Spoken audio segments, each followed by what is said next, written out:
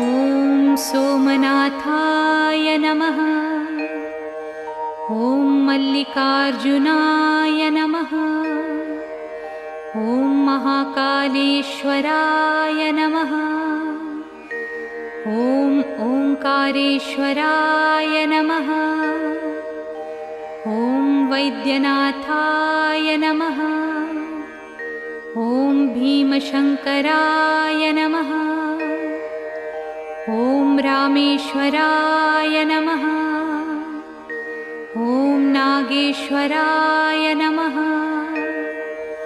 ॐ विश्वेश्वराय नमः। ॐ त्र्यंबकेश्वराय नमः। ॐ केदारेश्वराय नमः। ॐ भुस्मेश्वराय नमः।